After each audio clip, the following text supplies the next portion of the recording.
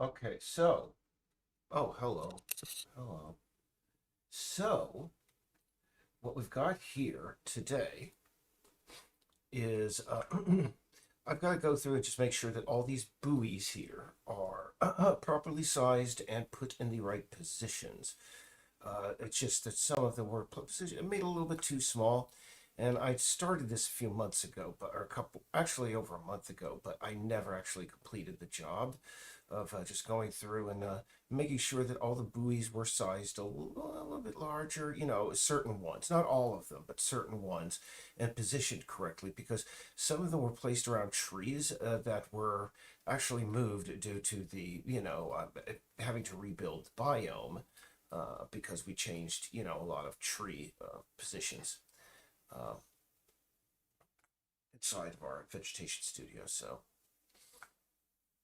got to make sure that they're all positioned right and none of them are intersecting anything that they shouldn't be. There we are.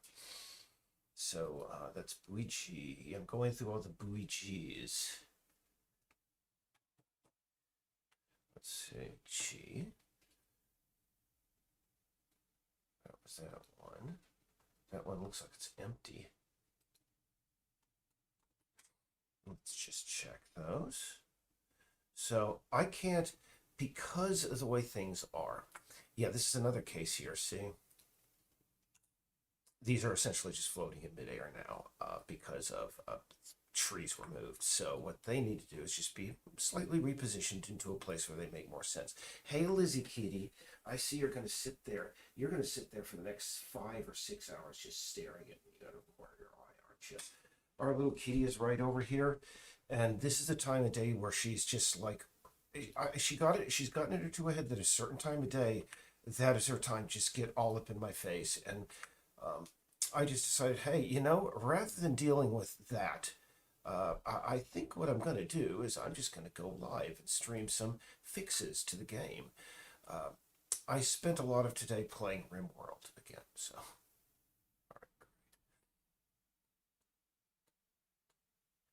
And yeah, and here's the thing, Liz, before you're like, oh, Eric doesn't pay attention to his keys. Oh, goodness gracious, here's the thing. I pay attention to her for hours.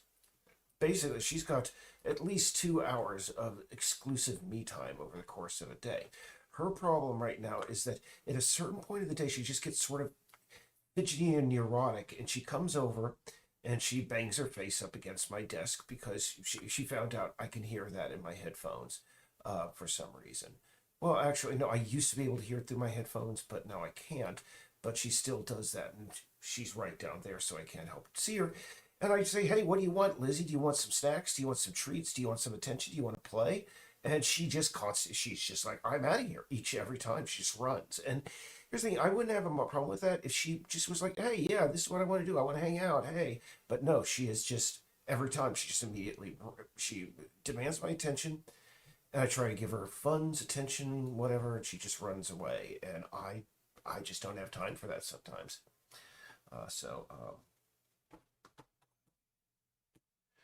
Don't get me wrong, love her to death. All kitties have a little bit of a habit that's annoying. Okay, I think these ones are good, yeah. I resized those earlier, replaced those. So let's see here. Oh, it's another one of these. Let's see here. Deselect. Okay, where do we want these? I'd say we want to stack them right up against the fence over here.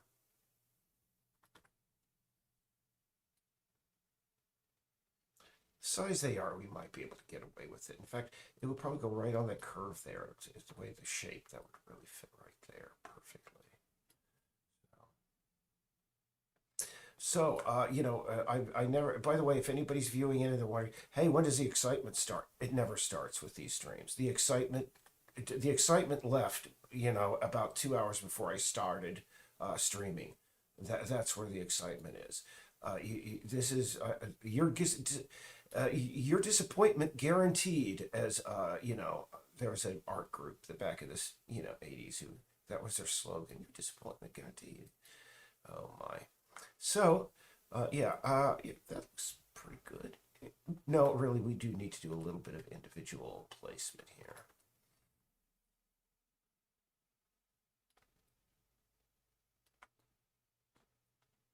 So, let's see. I got to keep the banter going. Otherwise, my one or two viewers who probably already have left because I haven't even looked over there. I should see anybody has chatted at me or said anything. I should check that out. But first, I want to check out the last of these buoys. The buoy G's, making sure they are all 100% where they need to be. Yeah, good thing I did this because I forgot that I knew that when I did the trees again, that would be screwed up, but it didn't hit me that it would sort of screw up all of the positioning of the buoys until, to this extent, until I opened it up and I was like, oh goodness, look at this. Oh my goodness, look at this. All right. And this is just simple set dressing stuff. It's not like essential to the game at all. It's just more set dressing stuff. But set dressing, environmental storytelling, etc., etc. You got to get all these things 100%. Set the mood. And let's see.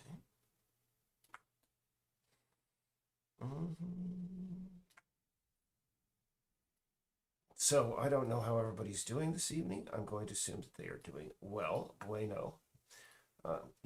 I'll check over in the chat to see if anybody has anything to say in just a moment because I'm almost done with this. I don't think anybody has anything to say.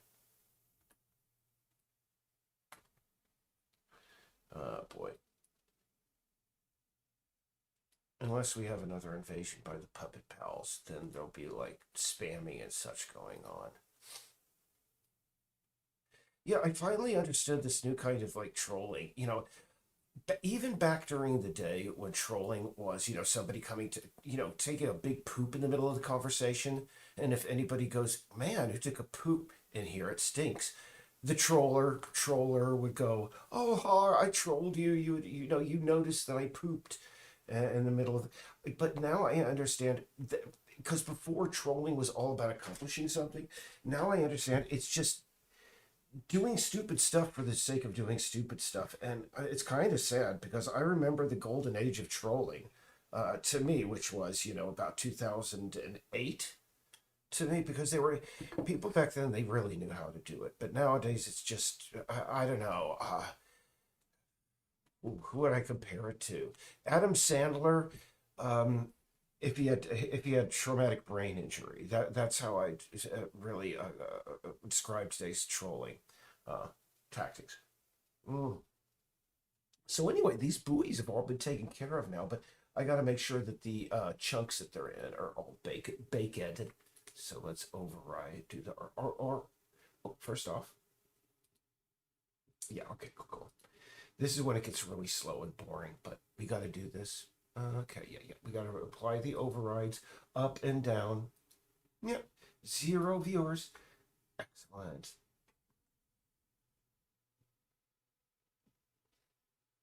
So, oh, Lizzie's here. She's gonna just sit there frenetically. Just her tension's just gonna rise, tick tick tick tick tick until she explodes. Or I thinking maybe she wants a little bit of salmon. Cause here's the thing: is back in the day, a couple of days ago, or about a couple of weeks ago, we discovered that she has allergies. She has skin allergies.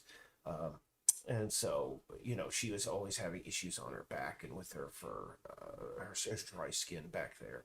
And we discovered that if we give her a little bit of salmon, every day, she's that takes care of it. And for the most part, and I'm wondering, is she just asking, hey, where's my salmon, dude? I want some more of that salmon. Give me some more of that salmon. Oh yeah. uh, that might be what she's asking for. But first, I have to finish this. Boy, back in the day, I got new headphones arriving soon, and hopefully I could play music again during these streams. Okay, Lizzie, I get it. She's just walking off. She's like, I'm never going to get my salmon. Oh, come on, Lizzie. You will.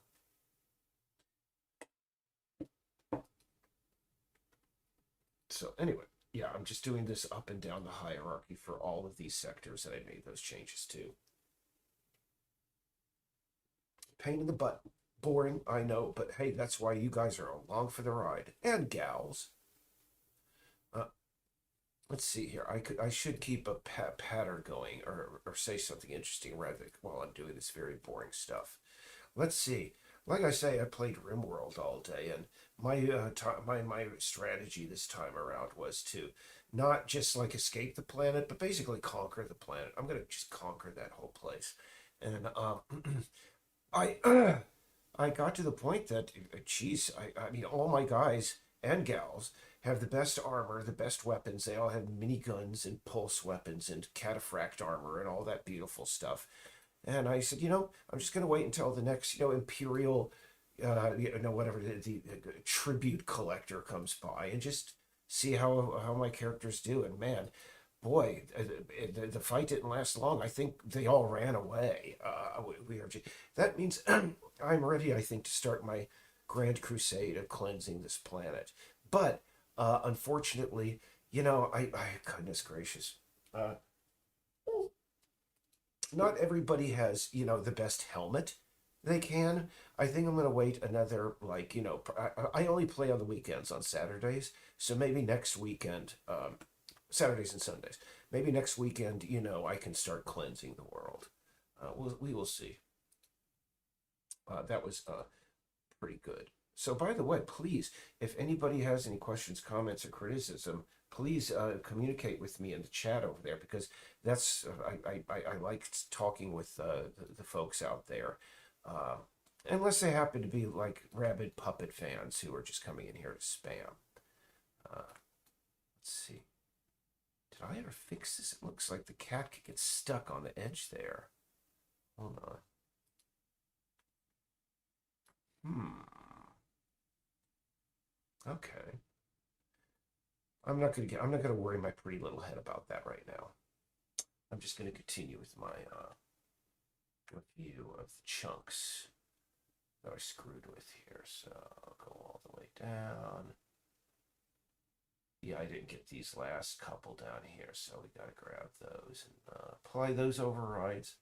And then I can get another thing off of my beautiful long list of stuff that I have to do in order for the alpha, or no, the beta to be ready. And I think this week we're going to get a heck of a lot done. Going to be adding locks to a lot of doors, going to be adding a lot of interactive content. Like I said in the beta, where the next beta, we're going to be having well over 100 original, unique pieces of readable content. And so, yeah, we've already added 20 of those, and we have about we have a lot more waiting in the wings. So, like I said, I think we're going to be able to get 40 done real swift, and then we got to get another 60 because we want 100. But we'll see. We got a heck of a lot of stuff just lying around that needs to be put in anyway. So probably got really close to 80 done. I'm just like, I haven't gone through our documents in a very long time. And Scotty did advertisements for some stuff that we could use as readable stuff. I think that would totally be cool to add. Newspapers aren't going to be as interactive as we wanted. I literally wanted it so when the player encountered a newspaper, they would first see the entire newspaper, and then they'd be able to zoom in on certain articles and then zoom out. Uh, the thing that's preventing us from doing that is we do not have. Well, what we need here's the thing: we need a good 3D model of a newspaper that's been opened. There are very few of those available, and the ones that are for 3D Studio Max. I don't have 3ds Max, and because I got rid of their whatever it is, they put this basically spyware on your computer. Autodesk does, and I got rid of that, and as a result, it won't install even the. Anyway, for long story short, we can't do that for now. And that would have sucked because we would have been able to knock off about 5 or 6 pieces of readable content for each newspaper in there. But we can come up with 20 broadsheets and stuff that we can place around. Let's see here. So, gonna make sure. No, I know I did this one. Okay, so what we're going to do here is we are good on that. So I can move buoys, adjust buoy sizes down to completed. Now, the next thing I want to do is I want to add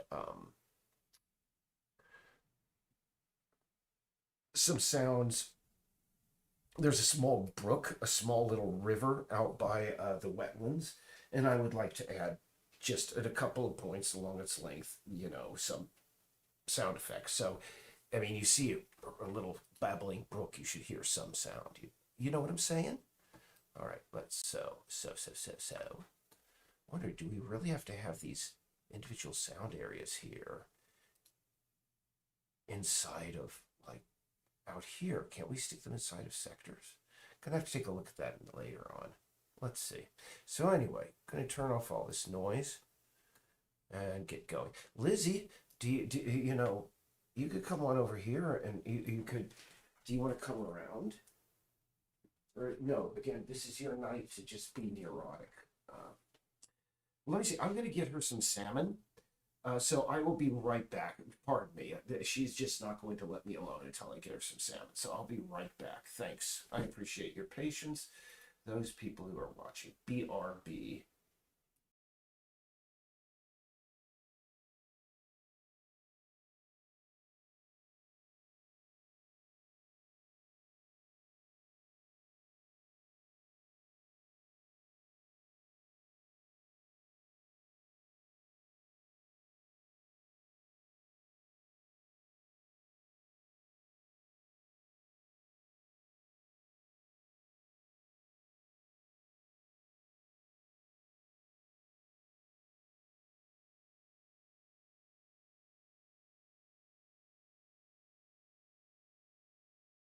as is typical, she disappeared as soon as I got up.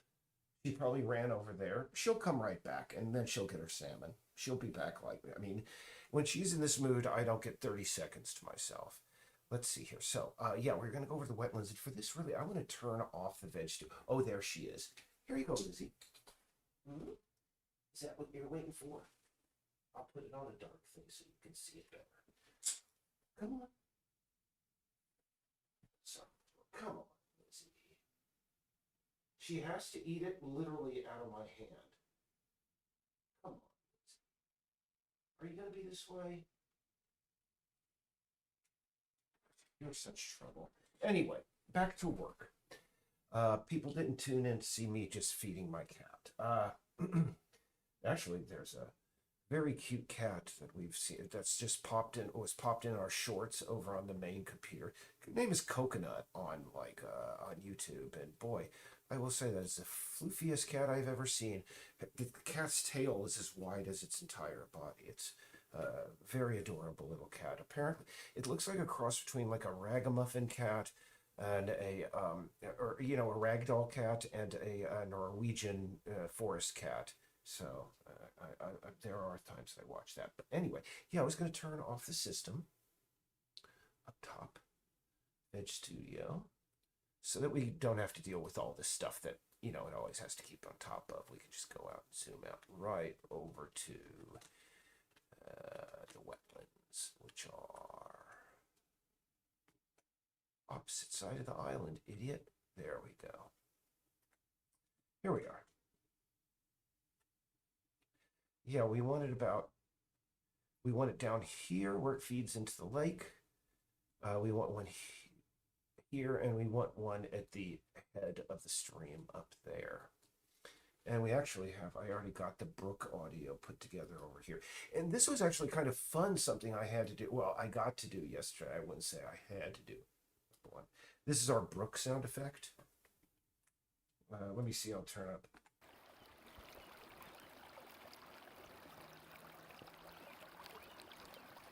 So, yeah, we just wanted in fact, this is way too long.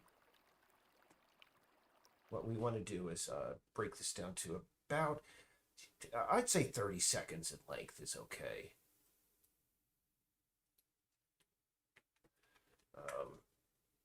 I'm going to save that as an MP3. Let's see. And, that was something interesting I worked on yesterday. Like I said, I've been working on the exhibits that show up in this like art festival that's going on the island. Hold on for a moment. Let's see here. It's going to be Brook. Wet. Actually, it'd be Wetland Brook.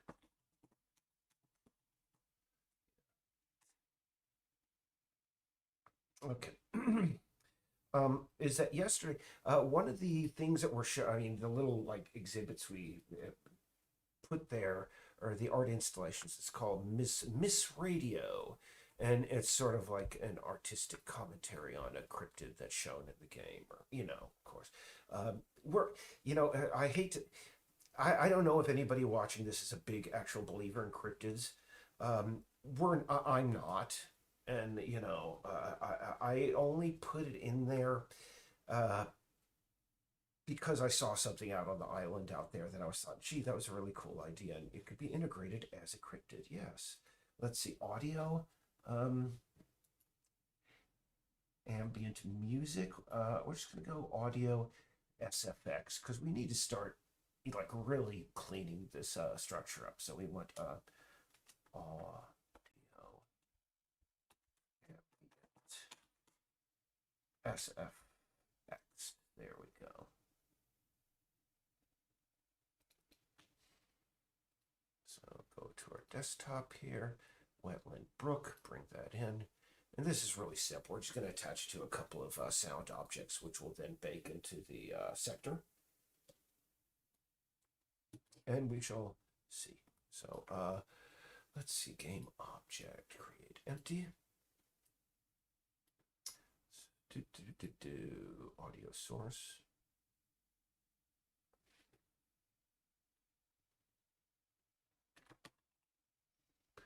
Jeez, I should have gotten myself some salmon. I could use a little bit of food.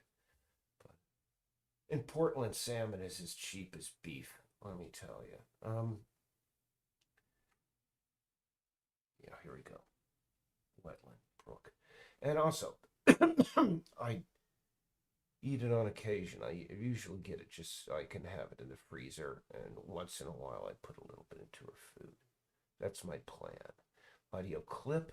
Let's see. We want the spatial blend to be 3D. And let's see. Pitch. Volume. You know, we're going to stick it down. We're going to put it 0.75 for now. And let's just see here. We need our gizmo to see our extent of it. No, not a very good range. Let's just see here. Oh, max distance. Let's take that to 10. There we go. That's what we want.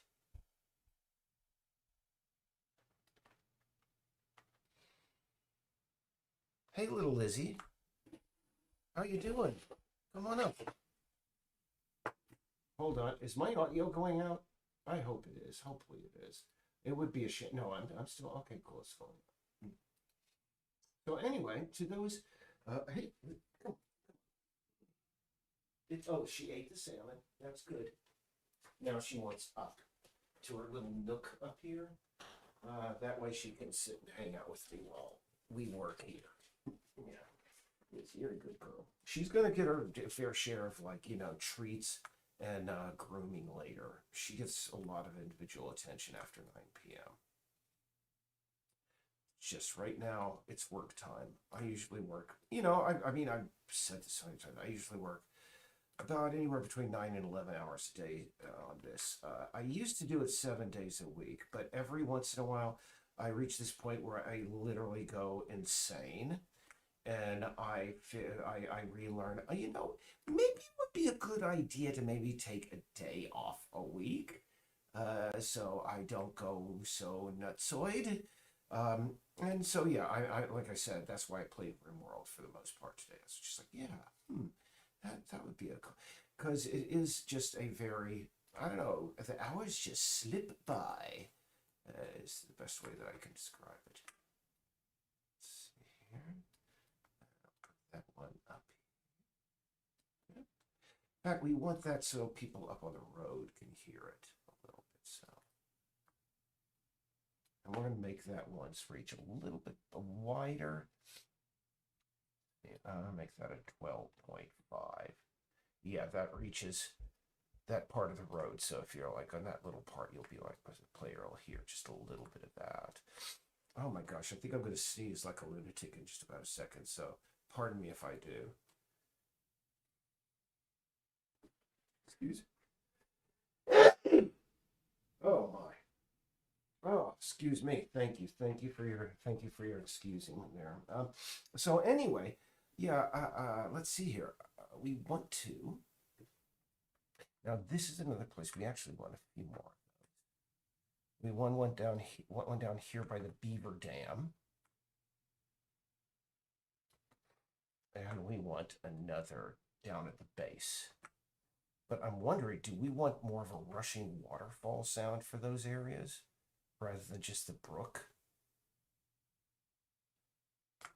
I think we're fine for the time being. We'll see how it sounds. And because that's a little bit bigger, and let's just see that maybe we can just lower the pitch a little bit so we can get a little bit of a louder, broader sound. And let's see the range. We're going to make that again, maybe 15 for this one. Okay. All right. So, oh, actually, it looks like no, that's a good place. All right. So let's just give this a spin. Its day in court, as Mickey said. Mickey Knox said. I haven't seen that film in a long time. Boy, oh boy.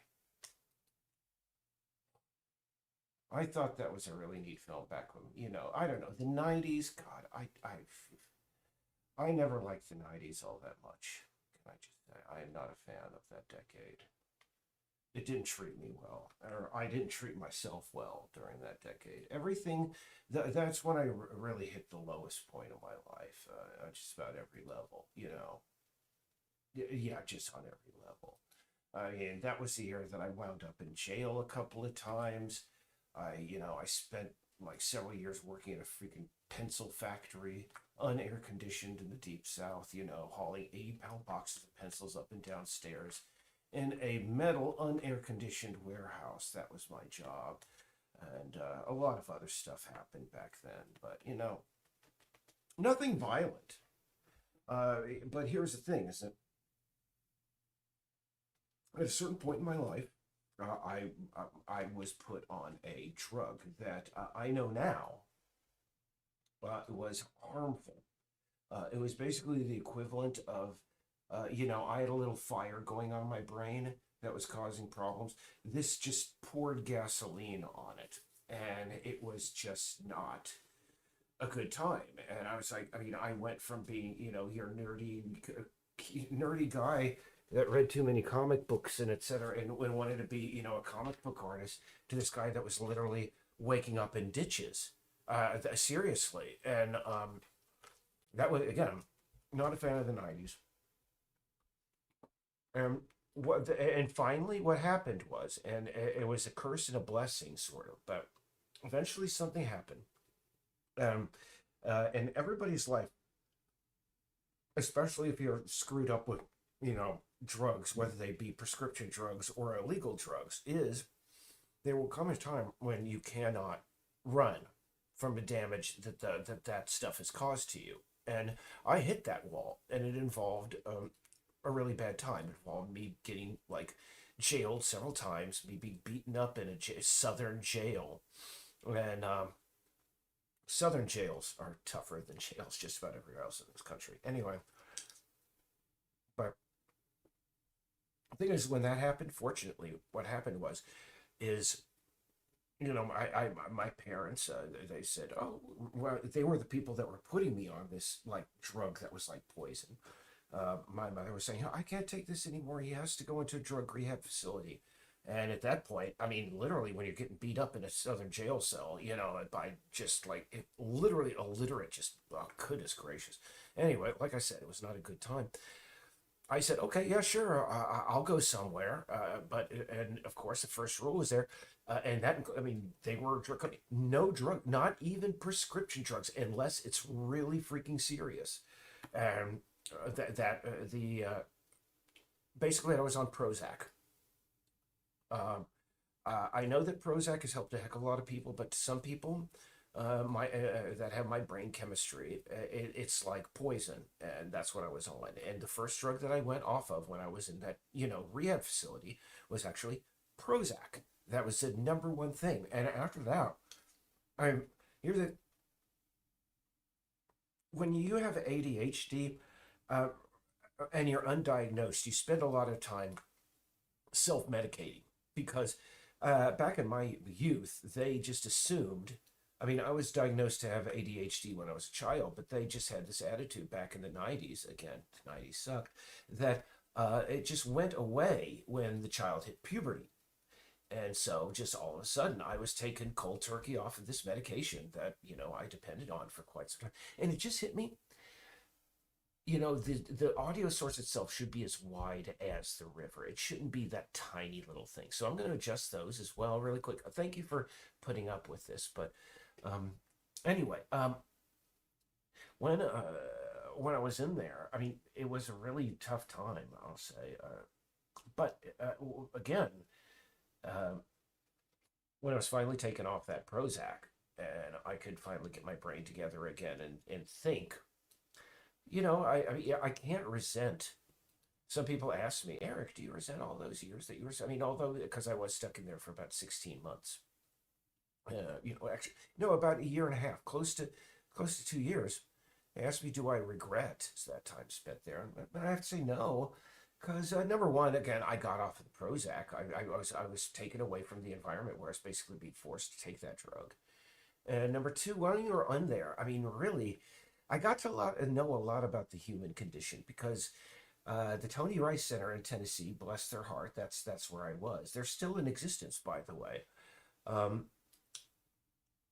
I got to see a lot of people come and go, and a lot of people actually die from just being in the wrong place at the wrong time. Some people were like there for about a couple of weeks, and they were like, "I can't take this life," and they just go out again, and literally about a week later, they'd be dead, and maybe they'd take somebody with them. And I mean, gosh, it was just a bizarre experience. I mean, I mean, it was very educational, and not many people have that. I mean, have been able to have that experience of being in an environment like that, where literally, I mean, this was one of those places where it was like last chance before prison. In fact, we had a lot of people that came there directly from prison. My bunkmate, the first one, I forget his name now, but he was in there, and he had just come out of prison because, and this is a sad story,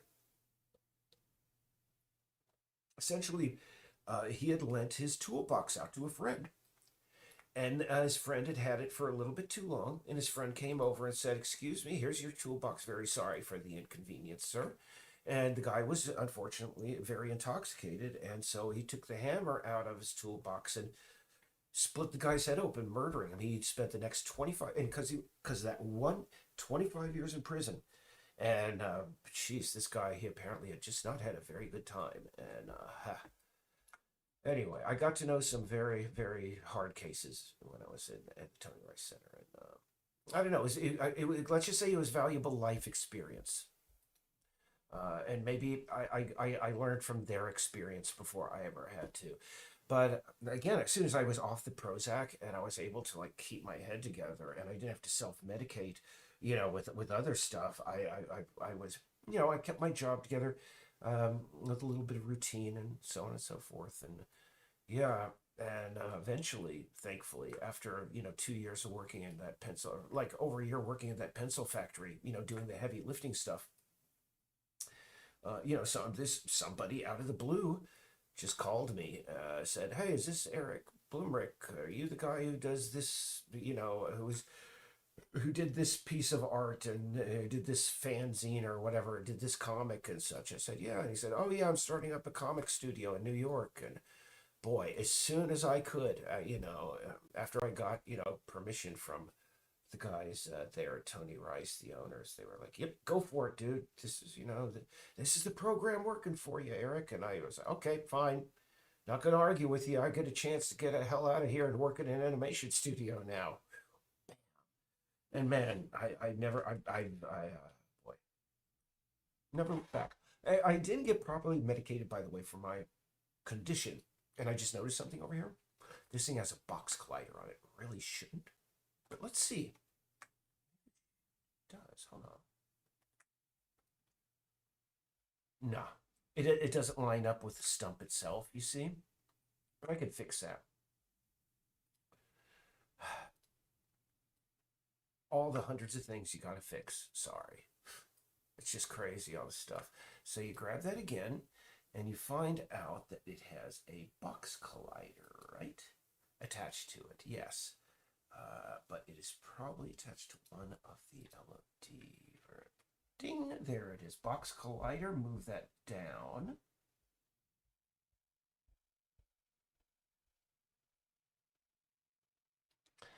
Let's see, dang it. I'm just going to do that numerically. When you're dealing with it inside of a prefab, it just got so janky.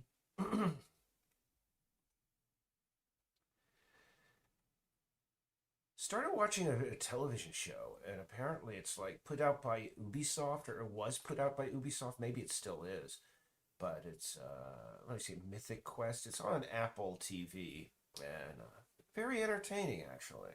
Uh, Oops, excuse me.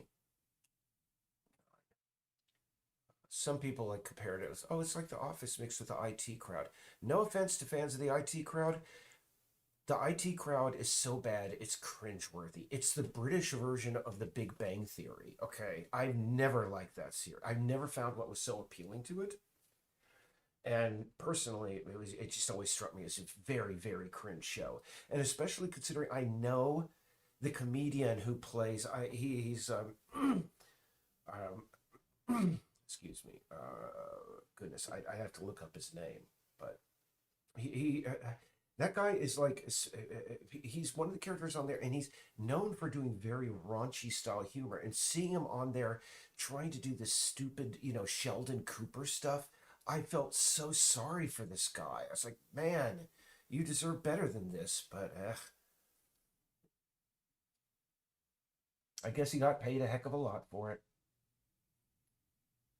And by the way, no offense if you like the IT crowd. I mean, we if we all like the same thing, it would be a very boring world. But I mean, to me personally, and I guarantee, I mean, to me, it just seems very cringeworthy. It's very cringy. Um, it's that same sort of humor where they just say something that's vaguely nerdy, and they turn and they expect people to laugh at it. And I mean, God, I just freaking hate this. I just really don't like that.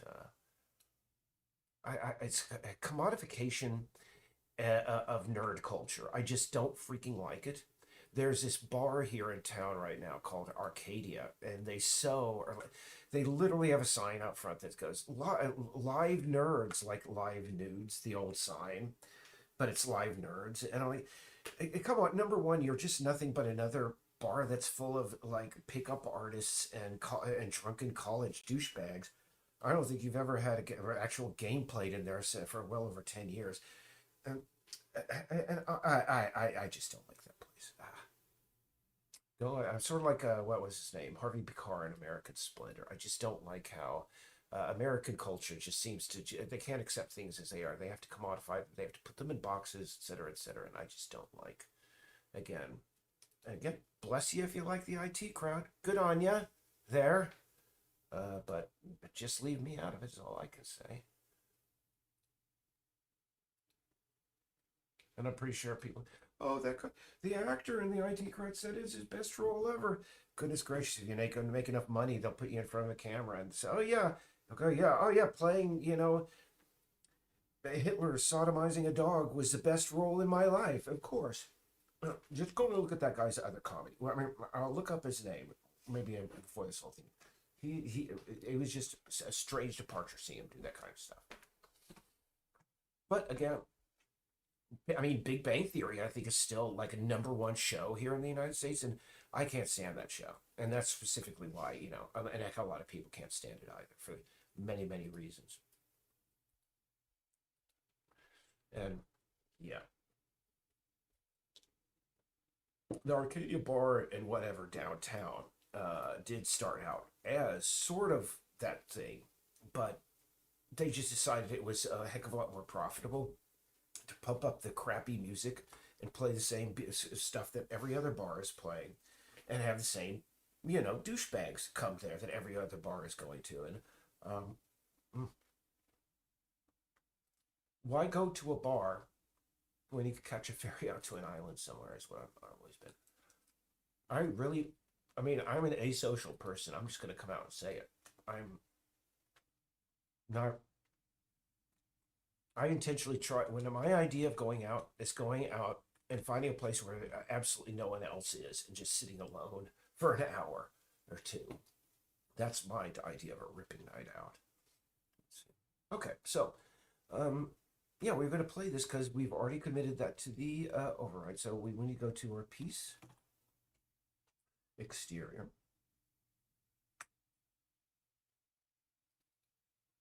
Yeah, let's see. Okay, I'm going to look up that guy, Palestine. Oh, you want me to talk about Palestine? Or you want to talk about the comic book Palestine by Joe, what's his face? Joe, I think we still have it here. Um, yeah, I think I started talking about that the other day, but I'm not gonna. Let me look up the IT crowd cast because I'm trying to remember the name of that comedian here. Yeah, Richard Ayode. I think that's his name. How you pronounce it? Watch his other comedy and then go see what he does on the IT crowd. It's like watching Bill Hicks try to do eight is enough. It just doesn't jibe in my head, and I don't doubt he's making more money and he's got more fans than ever. But heck, to me, it's just odd and again cringy. So we're gonna stick the kitty over here. Oh yeah, the one thing I will say about the thing about the Middle East, glad I don't live there.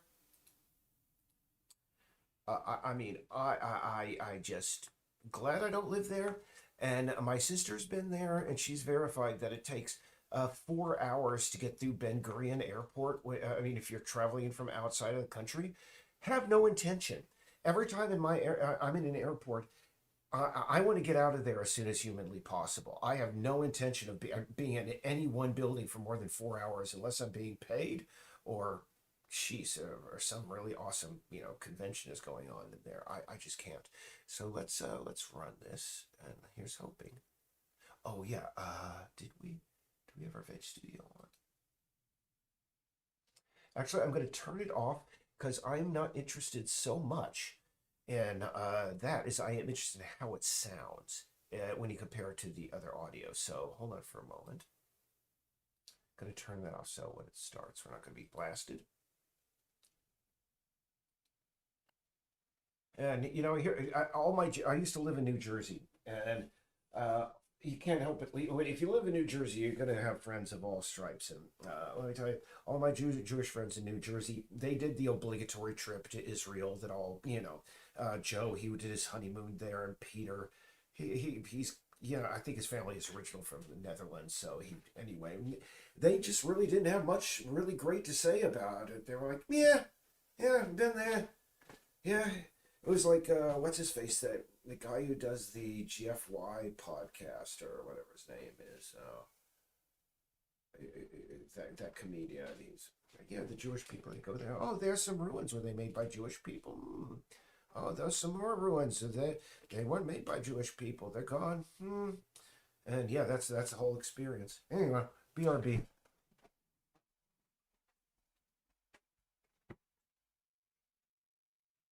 Mark Maron.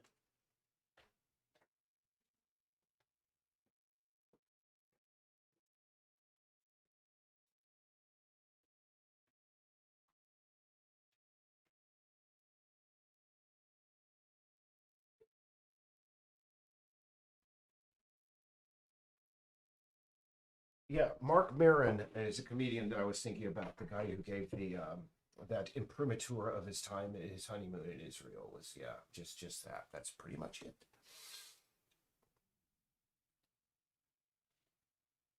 Okay, here. So what we want to do is we're going to turn on our audio up here, and then we want to get to our audio. Turn our music down.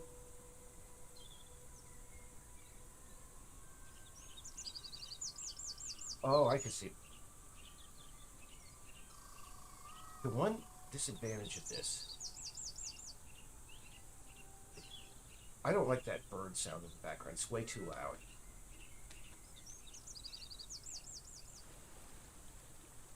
Yeah, and I can't really hear without it. I mean, I really don't like doing audio without headphones. Oh, look at it like that. It's flowing uphill. Oh my goodness. Okay, I'm gonna have to fix that. Boy, is my face red. Oh my goodness. All right. All right. Well, I would say that's more or less balanced. So I can add.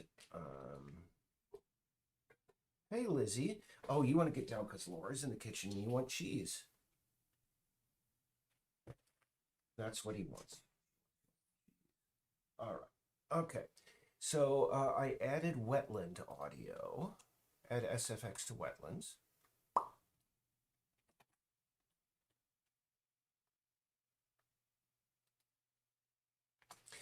And yeah, I never finished my narrative of the whole Miss Radio thing. Let's see here.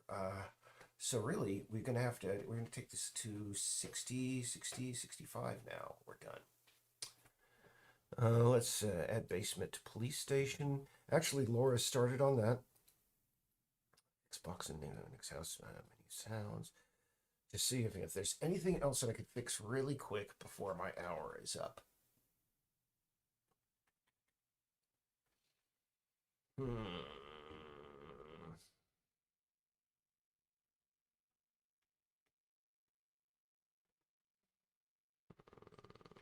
Yeah, one other place. There's one more thing I needed to add to the art exhibits. Just to place it there. That's what I'm going to do really quick. We have Miss Radio and Mr. TV, but in the here's the thing. Let's see. We want to go to White Box 2,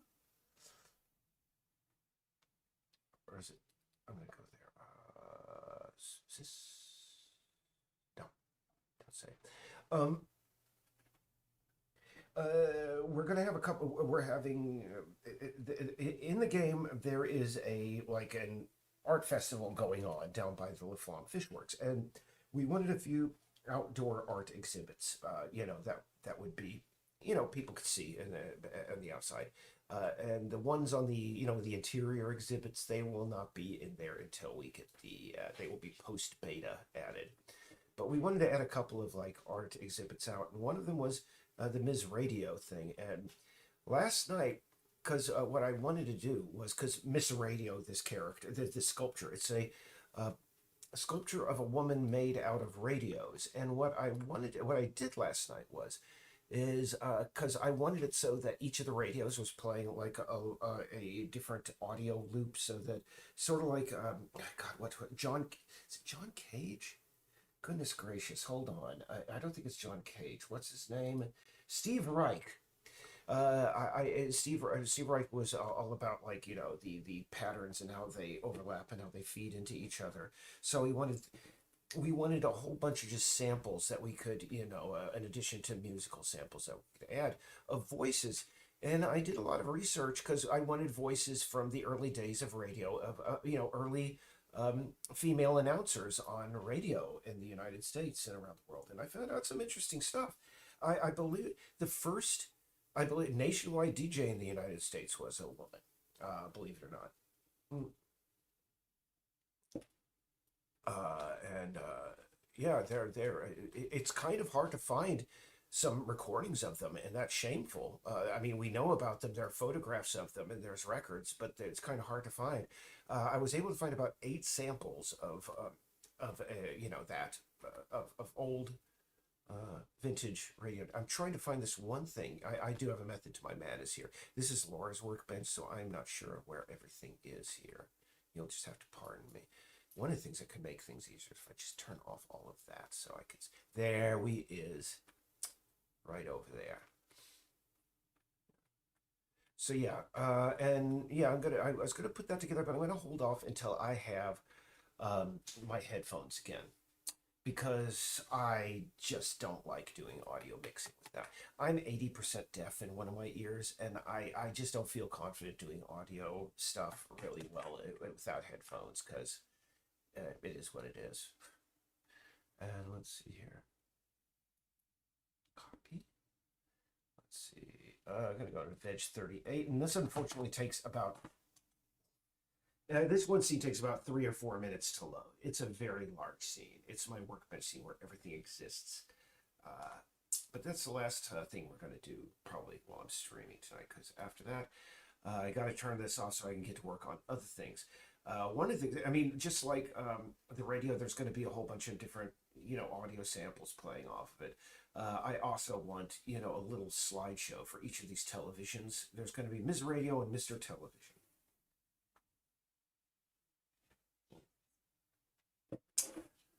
So when that's loading, let me see if anybody else has said anything about Palestine. Tell me about your opinions on Palestine there.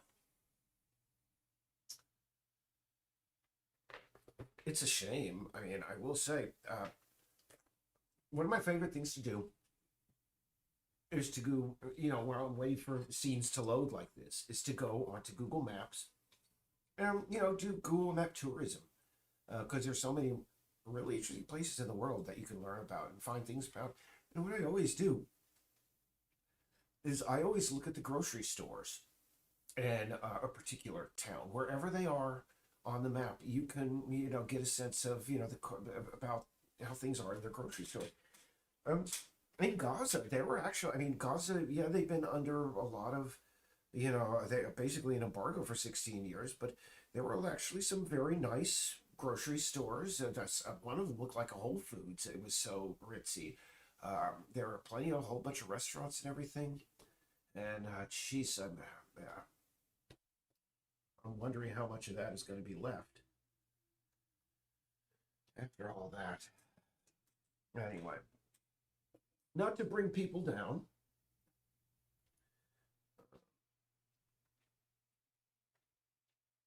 here's my position on it: is that if you read the Balfour Declaration, it's very clear that it was written by European chauvinists and that had strange ideas. And the reason that they chose the land in Palestine for the future state of Israel is literally because if you read the documents written up, not by, not even by the early Jewish settlers there, but by the European people, the Europeans who really pushed, the Balfour Declaration and such, they literally said, oh, the few people that are living on that land are of no consequence. It was just so incredibly arrogant. And and when you learn about, I think his name is Lord Henry Balfour, the guy who wrote it up, he was literally just a straight up anti-Semite who came up with the idea of the Balfour Declaration because, you see, he had read this stupid book that's BS called the Protocols of the Elders of Zion, and he believed it. And he believed that there is a secret cabal of Jewish people running the world, and wouldn't it be good for Britain and certain powers of Europe to be on the right side of that secret Jewish cabal? And when you read about that, when you find out the sheer arrogance and this straight up anti-Jewish sentiment of the people who came up with the Balfour Declaration, you have to wonder, can something great or good come out of such a poisoned beginning? And I say that really with a lot of, just trepidation and sadness because, and don't get me wrong, we have supporters in Israel, and I'm pretty sure, unfortunately, one or two of them have been called up, and they might be very well, either be playing a support or a combat role in Gaza right now. And geez, that sucks. We have supporters in the Muslim world as well. It just, I just really think, back in the day, one of our proposals for the Jewish population was, we have this big state called Alaska with just so much empty space. Why not give them a chunk of that? But here's the thing, is that you can't give away part of a U.S. state without the population of said U.S. state having a say in it. And the people of Alaska, for various reasons, said, by a huge margin, I think well over 90%, said, nope, no. And there have been so many plans for things like that. And but I think that would have kind of worked. Come on, frontiersmen, folks. It would have been, and I don't. I think you guys would. I think the Jewish people would have gotten a lot better along with the Inuit than they have along with the Palestinian people.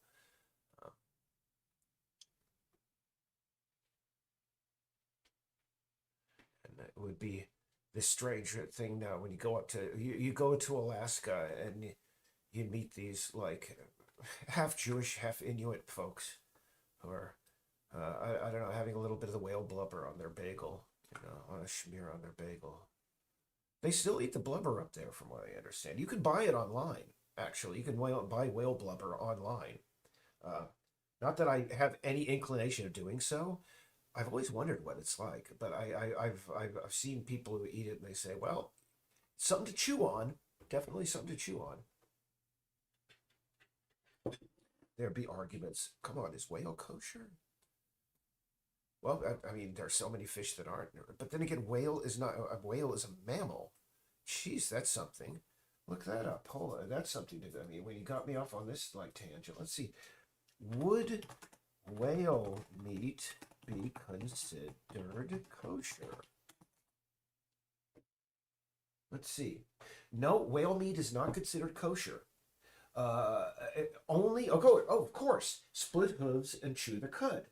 So of course, that disqualifies whale blubber. So of course, no, that would be yeah, not a thing. Somebody wrote actually a detective novel that was sort of like an alternate history detective novel that was based on that concept. I forget the name of the novel, but yeah, the the lead character was this half Inuit, half Jewish alcoholic hard boiled alcoholic detective, etc. So let's see here. I came over here because I was going to place Mr. TV.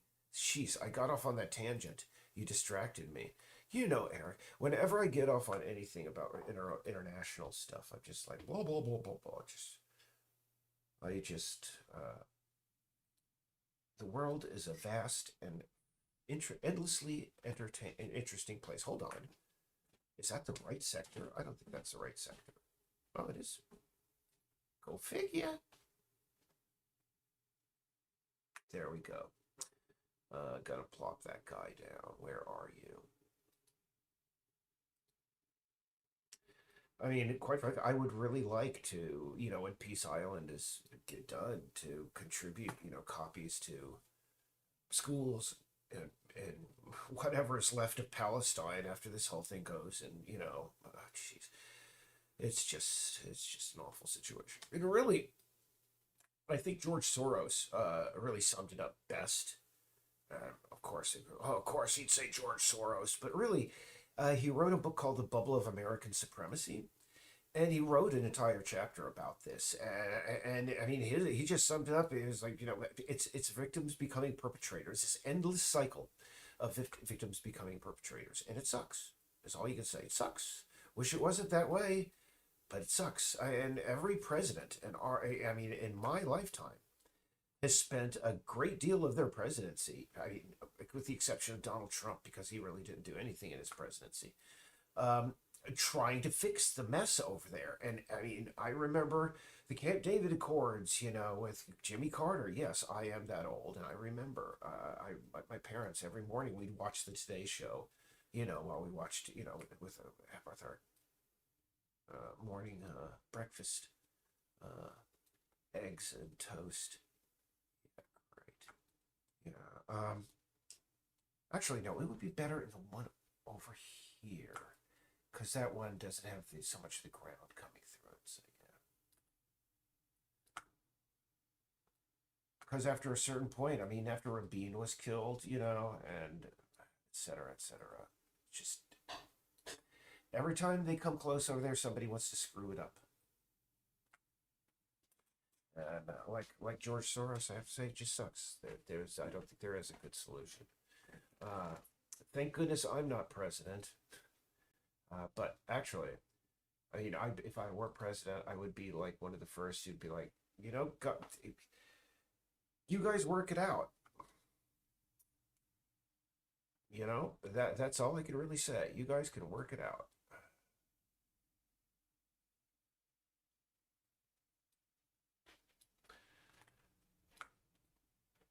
And of course, the answer will be, well, goodness, if you're in the United States, you don't do something. Well, goodness.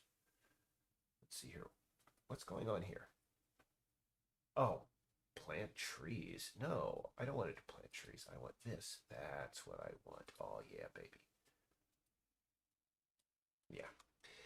Uh, yeah, so settle it yourselves, guys. I mean, really? After a certain amount of time, you have to go, well, maybe they don't want to be fit. Maybe they don't want a solution. I mean, really? How come that is not responding? We're having an issue here. For some reason.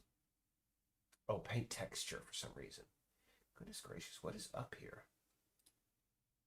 Smooth height. There we go. Thank you. That's what we wanted. Yeah, there we go. See, I just wanted to make sure that these edges here were they were a little bit janky for me. Didn't like those. My sister visited Israel a few years ago. She apparently was very good at there was this fad for scrapbooking back in the day. She apparently was really good at it and gave classes on it in a few places.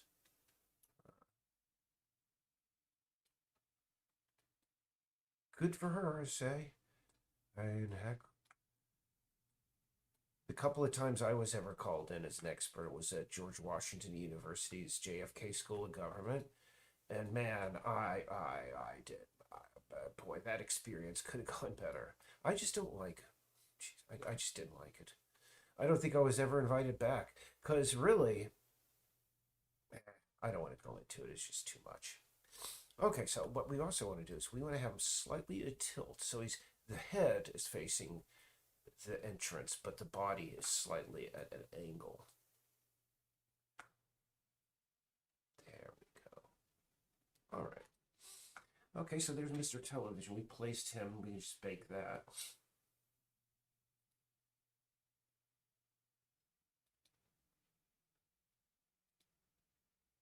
Oh, hello. Oh, interesting takes. Oh, well, thank you, Critical Mass. Um, yeah, and it sucks. Can I just say? I mean, that's all it is. That all you could do is go say it sucks. Um, I think the best solution would have, I mean, really, is to go back in time and number one, just I don't know. Yeah, it's just too many things in history, and they've already panned out, and I don't know. And when you talk, I will say this about the about what's going on in the Middle East. Okay, and this is something that I have to say because we work in games, and if there is one piece of media that has really put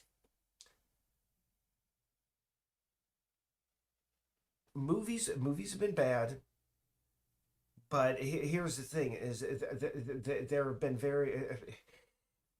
there are so many video games in the United States where the purpose is to shoot Muslim people. It just is. And as a result, I think it is incumbent upon game developers to just, to say, I mean, jeez. I personally, here's where I am personally. I would really like there to be a ceasefire. I watch media from all around the world, et cetera, and the things that I'm seeing out of the Gaza Strip, they remind me of that scene in Threads where Ruth goes into that hospital and literally it's nothing but screaming and blood and horror and surgeons doing bloody surgery with improvised instruments and no anesthetic. And it is certain when Hamas pulled its attack off on the 6th, we were told, and I think it's absolutely right, that no amount of crime or outrage justifies the murder of innocent civilians and children. Um, if you're not aware, right now the conflict in Gaza, even though it's only been going on for 2 months, is now the worst war for children um, in this new century. 5,500 children have been killed in this attack in Gaza, and um, that when they killed the hostages the other day, to me that just verified to me that the IDF, these soldiers, were told to go out and just kill. If you see somebody with a white flag, just kill, and that's wrong. And so I just, I mean, what is incumbent upon me to say? I think it's just incumbent upon me to acknowledge it. Um,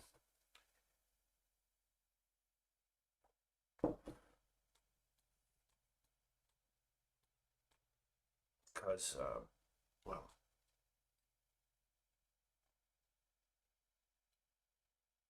well, again, I mean, when you see what's coming out of the hospitals in Gaza and such, and I mean, my goodness, the Israelis say there's like Hamas stuff under the hospitals, and well, golly, Now you've come up with idea. Oh, we're just gonna flood them. Oh well, how come I guess you didn't come up with that idea earlier because you were just literally bombing. You tell civilians to go one place one day, and then you'd be bombing it the very next day. And straight up, that is a war crime. It's a crime every bit as bad as what Hamas did. And so it's just to me a horrible situation.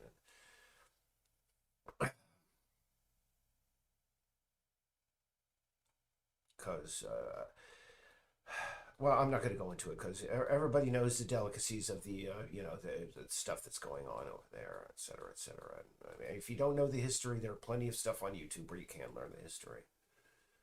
But I just know that there's nothing I can do about it personally. So really, it's sort of like if you've ever heard.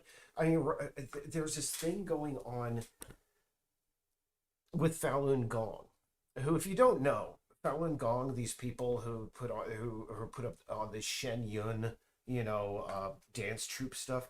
Falun Gong is a straight up racist, bizarre cult, um, and for some reason they well no, it was for the longest time it was relegated to Asia and in China, where really it got its start. And here's the problem: is that when the Chinese government clamped down on it, the guy who founded it fled the country. And his strategy to fight the Chinese government was to pull as many people into the fight as possible. And there are so many people who have an opinion. Oh my goodness, what they're doing to the Falun Gong folks is just absolutely horrible. Well, it might be, but here's the thing: it's a fight between a UFO racist cult called Falun Gong and perhaps one of the most authoritarian governments on earth. We shouldn't be in that fight, so we should stay out of it. And that's sort of the way that I feel about the whole thing in the Middle East. It's their fight. We tried our best to try and bring a little bit of sanity to the whole process. Like I said, every president in our history, in the last century, has tried. No, ever since the founding of Israel has tried, and every time it's just gotten screwed by one person or another. And it's just at a certain time you got to go, hey, maybe they don't want it.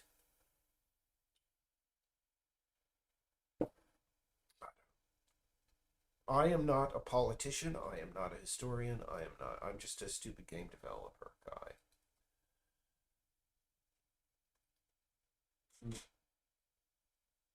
Yeah, I know Norman Finkelstein. Yeah, he's a little bit too. I know.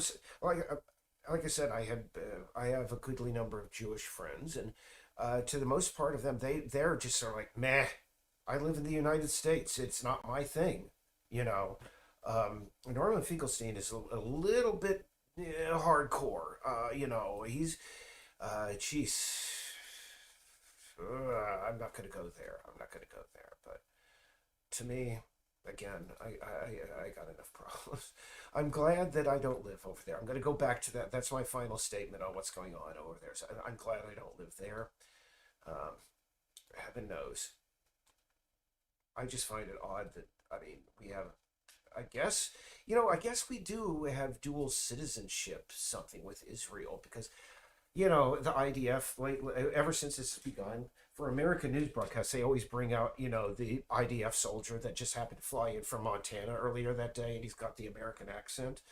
And I just went, how does that work? But I guess we have a dual citizenship thing worked out with them.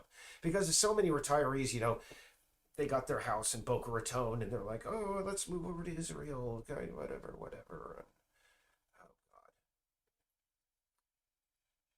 God. I will say it's absolutely ironic. Right after, the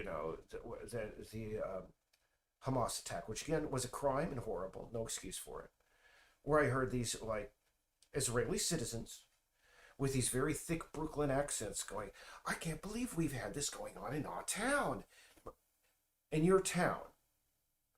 I have a feeling that you were born in Far Rockaway back in 1954, and you maybe moved out to Israel maybe 5, 10 years ago. Uh, Something wrong there. Okay, there just is something inherently wrong there. But before I make any more bad statements, I'm going to sign off. But anyway, like I said, I have.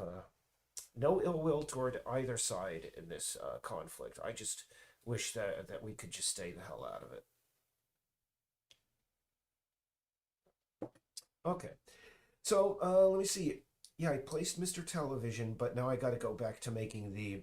I wanted to make the video slideshows that are showing on all the televisions, and to do that, that is just something you don't want to sit through because it's just basically me going through public domain photographs and art on Google and finding stuff that we can use because we can't afford to, hire a photographer, pay for licensing for several.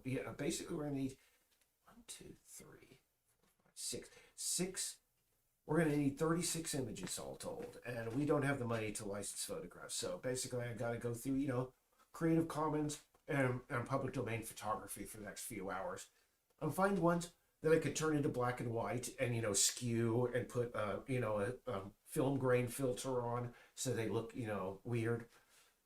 I don't think you want to sit through that. So anyway, not like this was exciting, but hey. On electric Buddhas, I have no idea what electric Buddhas is, except there is a vintage media store in here in Portland. One of those places that sells old video games and video game consoles called Electric Buddha. Never been in there because I have more important stuff to spend my money on. I was never a fan of that whole Nintendo thing. I was never a fan of the controller thing. Anyway, all right. So anyway, nice to those people who did tune. Oh, hello. I go straight to okay. We have a real question here. Silo Menezes. Yeah, I usually go to Google, but there is. Let me see if I could find it. If you not just search for here, we were searching earlier to see whether whale meat was kosher. Let's see. There's public domain photo repositories, and also um, archive.org. I'll just bring that up. I mean, if you don't know archive.org. Yeah, Internet Archive is a great place to find, public domain stuff. But really, you don't just search for, you can go for public domain images. Yeah, here we go. Free to use and reuse set Library of Congress. Thousands of images there that you can use. But there's also a website, it was I think it was Free Stock Photography. Yeah, Pexels. Yeah, these are Pexels, Internet Archive, and over here is the Library of Congress. So many images. Hold on, did I just see something up there that would be useful to us? Dang it, where's my mouse pointer? Oh no, that's actually wow. Yeah, it's called Fashion Barber. Look it up. Come on. Yeah, there we go. What the hell? Wait for those to come back in style. Who knows? That's a picture that you could probably put up at somebody. You got an AI to do that, man. That's going to be a hard thing in the future because it's coming up. It's becoming, it's still pretty easy to determine which one is, AI and which is not.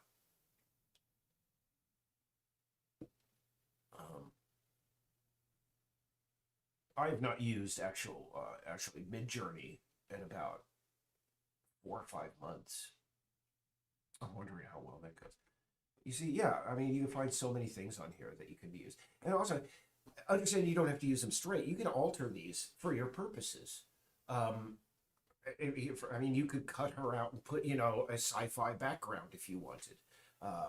They're just get yourself a good photo editing thing. I forget what the good free photo editing package is these days. I mean, I pay for the Adobe license because, I pay $50 a month to use Adobe because every day I'm using either Photoshop, Animate, one of the video editing suites, or I'm using part of it. Anyway, that's where you want to get them. But let me see my time here because I really do need to get on that. And also, it's my turn to feed the kitties tonight. Kitty tummies need to be fed. All right. Yeah, and what you do is Look for just like I said, free stock photography, free images, and also, I mean, really, if you can get away with it. And, I mean, like I said, it's becoming very easy to determine. I mean, just look at a picture and go, "That's AI." It's strange. I've mentioned this before. It's really strange. AI image creation tools on the level that we have now have only come out a couple of years ago, and it's strange how most of society now has learned to detect that little thing where, like, I can tell that that's an AI image, no matter how detailed it is. I mean, we've been able to, as a species, adapt to detect that uncanny valley. But understand when you get a Midjourney sub, I think if your organization makes under a certain amount of money, basically you can reuse their images for whatever purposes that you want. Um, but that is if you want to use AI generated imagery. I mean, quite frankly, I've already stated this in several, in fact, I did a live cast specifically about this. I personally I see nothing unethical about using a limited amount of AI generated imagery in a project. I just see no problem with it, especially if you're a small studio or a solo dev team that needs just a couple of images. Um, I'd say content wise, out of all the images that we have commissioned for Peace Island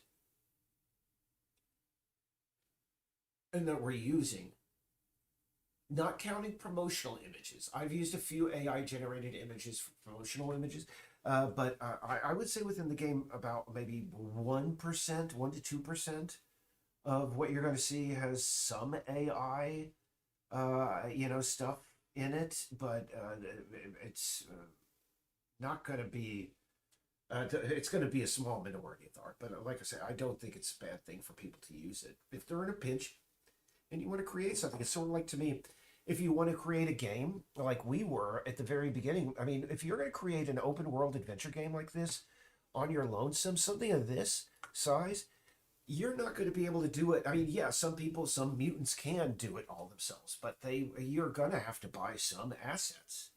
I didn't have the ability to code, a terrain shading system myself. I didn't have the ability to code a lot of, a runtime vegetation studio spawner, a skybox. A lot of these things I didn't have the know-how to code immediately. And heck, if why not you? If somebody has gone and done the work to create a triple A quality, customizable skybox, why not use it if it because especially from my point of view, because we are funded by people who give money to our Patreon. Actually, I'll be going on far longer than I thought. I need to bring this to a close. Um, People pay us to get this game done. Now, if I asked any one of them, what would you prefer? You have contributed $10 to this project. What would you rather I do? I spend about 6 hours creating this 3D object myself from scratch, which even if I paid myself Portland minimum wage, it would be in the $75 range. Or would you prefer that I spend the $10 that you just gave, your hard-earned money, toward the Peace Island project, on going to the asset store and getting something that is already customized for Unity, ready to go, properly shaded, probably better put together than something I would have made? I think anyone who contributed to the Peace Island project would go, yes, I prefer that you buy the stuff, because that way you can just get it done, get the stuff in, and to concentrate on supplying story and immersive environmental storytelling, because that's what we're really intensive on right now. Anyway, so I appreciate. Oh yeah, here's the God. I keep on saying it's the last thing I'm going to say. I'll be right back. Sorry.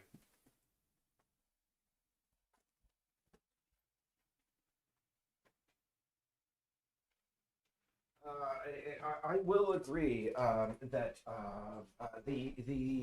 the AI art styles, especially on uh, let's see, Doll E and the ChatGPT, they are very samey, very very samey. I mean, the style, it reminds me of a book by Bruce McCall called Zany Afternoons. It's somewhere, it's probably down there. I can't reach it. It had this very generic sort of like 1950s advertising magazine style. Midjourney, on the other hand, it could produce photograph. I mean, jeez, let's go to my Reddit. I could show you some of the things that it can do, and it isn't samey. Let's just see here. Reddit, because sometimes I screw around with AI, and if I have something cute that I want to share, I usually share it on Reddit. On the, let's see, Midjourney. Actually, no, I want to go to my thing, my posts, because for example, I asked for. Let's see, come on, show me my stuff. Come on, I want to show my profile. Come on. All right, posts. Yeah. Uh, for example, I asked for it could do the painterly style, like can mimic that. But I was really astounded by its ability to create. Um, I'm just trying to find the post that I did about it. Let's see, just photorealistic, so like DVD screenshots, and I'm just trying to find it. Yeah, for example, if you're familiar with the film phenomenon of Nollywood, which is I believe Nigerian films, I asked it for, and Nollywood films are, well, they're famous for their improvisation, and they're just willing to use whatever costumes and stuff and whatever sets they can get together, and they got a particular look. And I asked it to do, screenshots from a Nollywood Star Wars, and you can see here this looks like a screenshot from a DVD. See, and this is pretty accurate. This is what they would do. They would just grab. I really like when it does stuff like this. It sticks the Millennium Falcon in the middle of Lagos traffic there. Yeah, the Princess Leia. Yeah, more Jedi's, and here's the Death Star. Boy. And yeah, I mean, this is what they would literally do. They'd have a few people in a shot that they would be able to afford the entire, uniform costume for, but the rest they would have to improvise. And the way it's able to do that, I'd say that Midjourney is the best I've ever seen. Um, what is it? Unstable diffusion is like the bargain basement to me, or not unstable, but stable diffusion is the bargain basement to me. Stable diffusion just I've seen Midjourney improve so much over the last couple of years, and but Stable Diffusion just seems to be stuck, and it's still trying to figure out how to draw hands, and still trying to figure out certain things. It just and considering it's drawing from stuff on the internet, it seems to have a problem to do. It really can't do anything that isn't like a straight up portrait or pornographic from what I've seen and from what I've heard. Stable diffusion, it's because it draws from the internet basically on will. You could set up a like whatever it is, a stable diffusion, I forget, client, or whatever it is, or engine on your local computer. And I just never saw it do anything really great. But I mean, you ask Midjourney, for example. I asked for imagine that there was Eraserhead, but the movie Eraserhead, and they had Calvin from Calvin and Hobbes in as Henry, and look, I mean, it did it perfectly. From the David Lynch filming to that's what Calvin would look like. He has a striped shirt and everything. And I don't think that if I asked ChatGPT to do the same thing, it would produce something that was all smeary and look more like a painting than anything else. Yeah, and I asked for Amish Mad Max Fury Road. That was it did a pretty good job on that. Um, yeah, Amish Mad Max Fury Road. But oh yeah, it does cats very well. We watched the Marvelous Miss Maisel, that show on Amazon Prime, and I asked it for a cat, Marvelous Miss Maisel, and boy, does it do a good job. I mean, again, and if I asked the same Midjourney for a painting, it would have none of this photorealistic stuff to it. Whereas in ChatGPT, everything that it returns is still sort of wonky. But I understand early next year they're going to be releasing the next version of ChatGPT, ChatGPT 5. It'll be interesting to see where that goes. And something that was pointed out to me, And anybody who's tried to use ChatGPT for writing will understand where this. I mean, there's a guy named Vosh, and he does. He's like this YouTube streamer. He does politics, culture, and mostly politics and stuff. But he talks about just about anything, and he streams every day. And he was talking about how these ChatGPT is not a creative engine; it is a rip-off engine. That and it makes sense because if you've ever tried to have ChatGPT sustain a consistent narrative over time, you'll notice that I mean, the further you get away from the origin of the conversation, the more it will fractal off and sort of differentiate and start to get things wrong. The further away from the origin, the more it'll get things wrong. And it's the same way in AI Dungeon. If you're not familiar with it, it's kind of interesting in its own way because I sort of like checking on AI Dungeon every year. Let's see, play AI. I think no, play AI Dungeon. Because they do a chat GPT. No, it's basically a text adventure, and it's kind of cool, but it can't improvise. You're constantly having to lead it, and you'll find out that after about 20 sentences into any AI dungeon exchange, characters will start coming in, things will start that are like you're asking for a post-apocalyptic adventure, and then all of a sudden Billy Mays will walk into the further away you get from the origin, the more screwed up it gets, and it makes sense once you understand that it's a rip-off engine because you're starting with initial state of data and you're feeding more and more stuff in, and every time you feed in more information, you're narrowing it down, and the AI has less and less stuff to, you're feeding it, you're basically narrowing the parameters upon which it can work, and it has fewer and fewer things to work with. And so it'll either start pulling stuff out of out of nowhere, or it'll just start forgetting stuff. It just will. I used to watch Vosh. I'm surprised I haven't in a while.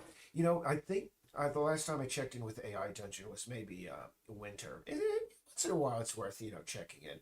What was really wacky about AI Dungeon, though, and I'm always saying this is the last thing, and this is the last thing. AI Dungeon had a problem. I actually supported them on Patreon early in their development, and at the very beginning, man, it was primitive.